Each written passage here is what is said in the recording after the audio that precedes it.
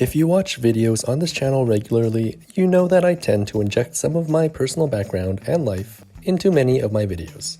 Some are full-on vlogs like my summer recap video, and others are much more informational and have nothing to do with me as a creator.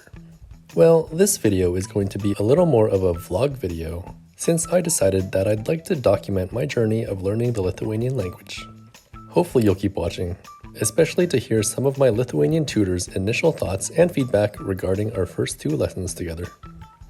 So, on December 22nd, I published a video where I talked about how I recently had my first Lithuanian lesson and laid out some reasons for why foreigners living in Lithuania should learn Lithuanian. This was mostly met with encouragement and positivity, but YouTube being YouTube also included comments from a few dicks. To set the record straight, just because my first formal lesson took place recently, it doesn't mean that I've learned zero Lithuanian in the 2.5 years I've been in the country. In fact, I've picked up a fair bit in the course of daily life, whether it's putting up with Lithuanian YouTube ads or reading signs at the supermarket. But of course, absorbing things passively can only get you so far. And that's why I finally decided to hire a tutor. I think the progress anyone is able to make in learning a new language can often depend on whether or not you already speak a second language. At least that's what I've heard, since I sadly don't fluently speak a second language. Having grown up in Canada, on the west coast of Canada, I am functionally unilingual. I would say that everything from Ontario and westwards pretty much has English as the dominant language. And so in the course of everyday life growing up, there weren't many situations where I had to know anything other than English. Like most Canadians, I learned French in primary school, while in high school I switched from French to Spanish. I never learned to speak either of these fluently, but I can say that I got a very basic introduction to each language. Parlez anglais. Est-ce qu'il y a une personne qui parle anglais là? Other than these experiences in the formal education system, I can tell you that I picked up a few Polish words, including a few swear words, from having a Polish neighbor for a few years. Then when I took a trip to Kazakhstan in 2017, I took the time to learn how to read the Cyrillic alphabet while also picking up a few Russian words and phrases. Having a German girlfriend for a little while after that, I made some attempts to learn German, but again I only got around to a few verbs, phrases, and numbers. Then when I lived in Kuwait for a few months in 2019, I managed to learn a few Arabic phrases and numbers before I left the country. So this was the state of my brain going into learning Lithuanian. A long line of failed attempts in picking up other languages. I mean, it's not like I learned nothing with all of these endeavors, but it's safe to say that I never became fluent in any of the languages that I attempted to learn. What I did learn throughout all of my attempts was how different or similar each language was from English. This might not exactly sound like an achievement, but I think for people who have only ever known one language, it can be mind-blowing to learn that sentence structures can be incredibly different and some parts of one language may not even exist in the other. I discussed this a little bit in a previous video where I go over what I perceive to be the big differences between English and Lithuanian. Another thing you pick up when learning, or at least attempting, other languages, is that the same written letter can be pronounced completely differently. For example, the letter J sounds completely different whether you're looking at English, Spanish, or Lithuanian. So, while I am still only fluent in one language, I think my various attempts at other languages have helped me to understand various components of language and how they might combine for something like Lithuanian. But wanting to get an outsider's perspective, I asked my Lithuanian tutor, Antanas, if he'd be willing to go on camera and give his opinion and first impressions of me as a student. We've only had 2 lessons, but here's what he had to say. I would say that you are a very quick learner and that you have this feeling for the language.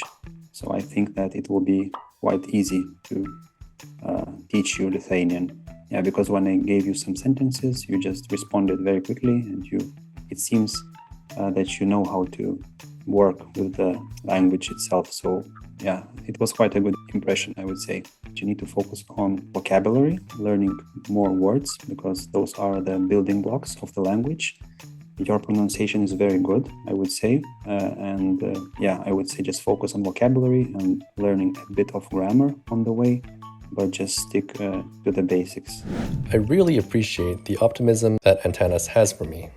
But I also realize that the process of learning anything carries two big risks.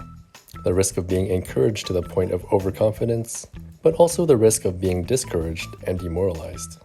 And of course, in my Lithuanian language journey, I'm trying to avoid these two pitfalls. But there are a few more challenges that I'm already dealing with. The first is that learning is really hard for me if it's not fun. In this case, I would love it if I could just sit on the couch all day and play some sort of Lithuanian learning video game, something like Duolingo. Man, how I wish Duolingo had Lithuanian. The second challenge is comprehension and listening to the language at a normal speaking speed.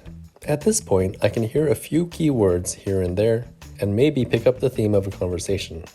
If I somehow get a general idea of what is being communicated in a conversation, it's likely a combination of hearing keywords within context and my own expectations.